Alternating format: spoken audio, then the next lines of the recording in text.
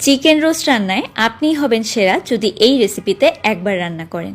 কাউকে এভাবে chicken roast একবার রান্না করে খাওয়ালে সে তো বিশ্বাসই করতে পারবে না এই চিকেন রোস্ট আপনি বাড়িতে তৈরি করেছেন। একেবারে হুবহু বিয়েবাড়ির বাবুর্চির রেসিপিতে আজকে আপনাদেরকে চিকেন রোস্ট রান্না করে দেখাচ্ছি। প্রথমে এখানে তেলের মধ্যে দারুচিনি, এলাচ আর তেজপাতা দিয়ে দিলাম। এখন এখানে 2টা চিকেন নিয়েছি। একটা চিকেনকে আমি 4 ভাগ করে নিয়েছি। এভাবে আমি 2টা চিকেন দিয়ে তারপর এখানে স্বাদ মতো লবণ দিয়ে দিলাম, মানে চিকেনটা ভাজার জন্য যতটুকু লবণ প্রয়োজন 1 চামচের মতো দিয়েছি। চিকেনটাকে কিন্তু ভালো করে ভেজে নিতে হবে, মোটামুটি যতক্ষণ না পর্যন্ত একটু সোনালি হয়ে আসে। তো তারপর এখানে পেঁয়াজের বেরেস্তা দিয়ে দিচ্ছি, আর পেঁয়াজ বেরেস্তা দেওয়ার পরে আরও কিছুক্ষণ একটু ভেজে নিয়ে এটাকে নামিয়ে রাখছি।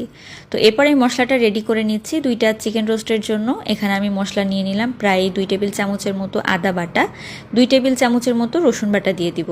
তার সাথে এখানে 1 কাপের মতো দিয়ে দিচ্ছি টক দই, অবশ্যই ফ্যাটানো টক দই ব্যবহার করবেন, পানি ছাড়া। 1 টেবিল চামচ পরিমাণে পোস্ত দানা একটু পানি দিয়ে বেটে রেখেছিলাম, সেটা দিয়ে দিলাম। 1 চামচের মতো সাদা গোলমরিচের গুঁড়া, 1/2 চামচ জয়ত্রী গুঁড়া, আর তার সাথে 5টার মতো আলু বোখরা দিয়ে দিচ্ছি।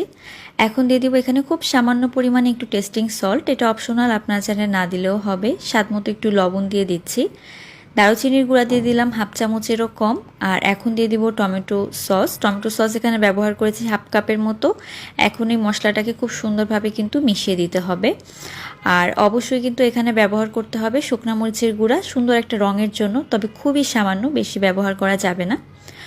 তো এখন এই মশলাটাকে ভালোভাবে মিশিয়ে নিতে হবে। তারপর ওই যে ভেজে রেখেছিলাম চিকেনটা, তার মধ্যে আমি দিয়ে দিলাম মশলাটা। তো চুলার জালটা অন করে দিয়েছে এখন। তো এবার এই মশলা দিয়ে খুব ভালোভাবে কিছুক্ষণের জন্য চিকেনটাকে কিন্তু রান্না করে নিতে হবে। আর যেহেতু ঝাল আমি একেবারে কম দিয়েছি, তো এখানে কয়েকটা কাঁচামরিচ দিয়ে দিলাম। এই কাঁচামরিচ থেকে খুব সুন্দর একটা ফ্লেভার এবং ঝালটা এই চিকেন রোস্টে কিন্তু অ্যাড হয়ে যাবে।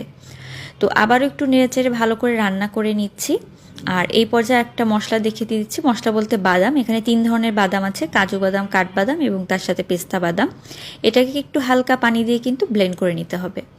তো এখানে 1 কাপের মতো দুধ দিয়ে দিচ্ছি আমি।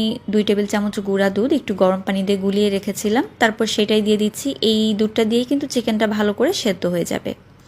তো এখন চুলার জালটা মিডিয়াম লোতে রেখে চিকেনটাকে কিন্তু সেদ্ধ করে নিতে হবে ভালো করে। আর চিকেন ভালোভাবে সেদ্ধ হয়ে গেলেই কিন্তু রোস্টটা খেতে ভালো লাগবে।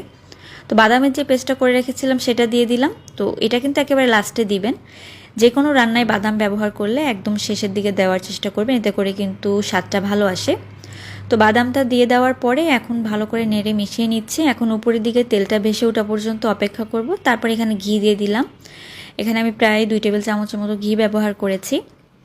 আপনারা চাইলে শেষে এখানে একটু মাওয়া ব্যবহার করতে পারেন, আমি মাওয়া না দিয়ে আপনাদেরকে রেসিপিটা করে দেখাচ্ছি। এইভাবে চিকেন রোস্ট রান্না করলে কিন্তু একেবারে বিয়েবাড়ির স্বাদটা পাওয়া যায়। চাইলে আপনারা এইভাবে একবার রান্না করে দেখতে পারেন।